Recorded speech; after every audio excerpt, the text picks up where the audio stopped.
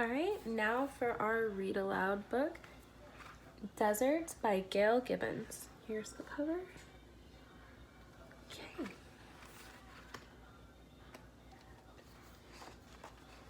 Dry ground, bright sunshine. It is hot and the sky is clear.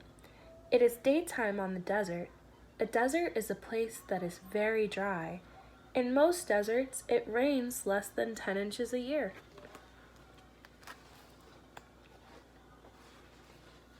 Scientists believe most deserts are up to a few thousand years old. Some are much older. Where they formed, the climate slowly changed from being cool and wet to warm and dry. Deserts cover 1/5 of Earth's land surface. Most dry, hot deserts are near the equator.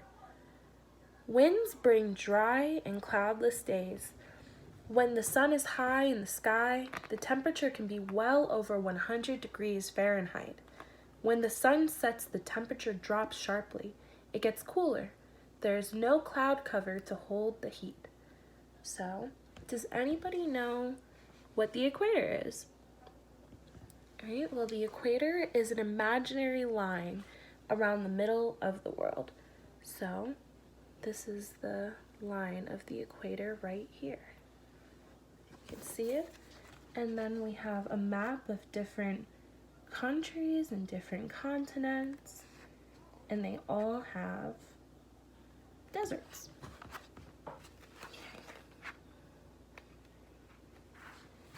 So, deserts can be sandy or rocky.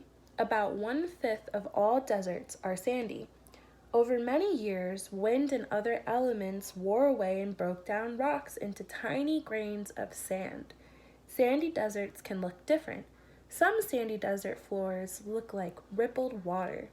Wind blows the sand, changing its appearance. Others look uneven and lumpy. If something is in the sand's way, sand piles up behind it. On some sandy deserts, strong winds blow the sand into smooth hills called dunes. Over time, dunes can move. So that's an example of a dune there in this picture. And then up here you have sandy deserts and rocky deserts.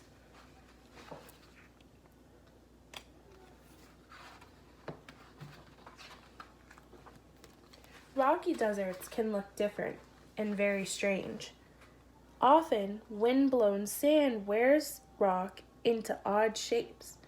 Many deserts have jagged rocks. Sudden rains, along with heat and cold, crack the rocks and pieces break away. Often, the rain falls hard and fast. It runs off and sinks into the ground or evaporates. Water evaporates into the air. And we have columns, mesa, arch, and butte.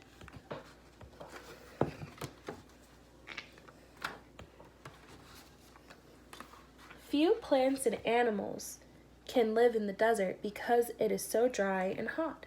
The ones that do live there have adapted to living without much water. Many plants that live in the desert are called succulents. They take rainwater up through their roots to store in their leaves or stems for use during dry, hot spells. So cacti, the cactus, they are considered to be succulents. So you have the saguaro cactus, Oregon pipe cactus, there is a century plant, and a barrel cactus.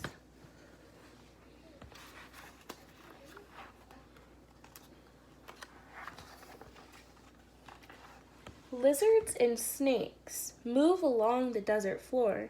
The gecko lizard flicks its sticky tongue to catch insects. The fringe-toed lizard can dig itself into the sand for protection within seconds to escape enemies. The horned lizard is covered with sharp points for protection. The Gila monster is a huge poisonous lizard. And these are the different pictures of the different lizards. Some desert snakes are dangerous. They hunt mice, lizards, birds, and other small animals. Some bite with a poisonous venom and swallow their prey. A sidewinder rattlesnake slithers sideways across the sand. Its body leaves wavy marks behind. The inland taipan is the most poisonous snake in the world. And I'm going to ask this question. What family do you think lizards and snakes belong to? Okay. So, lizards and snakes are reptiles. A reptile is a cold-blooded animal that crawls or moves on its belly or on its short legs.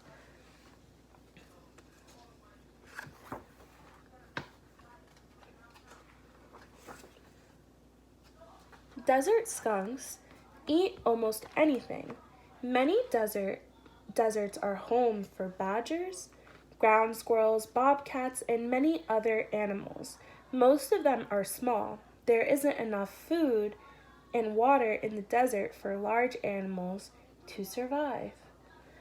There's the different pictures, the badgers, the ground squirrels, the desert skunk, the bobcats. Some people live in deserts. Often they live in groups called tribes. Some tribes are nomadic. This means they move from one place to another, often carrying and trading goods. They may travel from oasis to oasis. Now, can anybody tell me what an oasis is? So, an oasis is a place in the desert where there are trees, plants, and water. And you can see the different people on camelback in that picture looking and heading toward the oasis. Many natural resources have been found under desert floors. Oil, natural gas, nickel, and sodium nitrate have been found under the Arabian, Sahara, American, and Australian deserts. Gold and diamonds have also been found under deserts. Sodium nitrate is a fertilizer, and it's used in fertilizer, and fertilizer is what helps our plants and our crops grow quick. Deserts have some of the most interesting landscapes in the world. These hot, rocky, and sandy places are home to many plants and animals. Deserts are alive with mystery and beauty. And that is the end of the read aloud.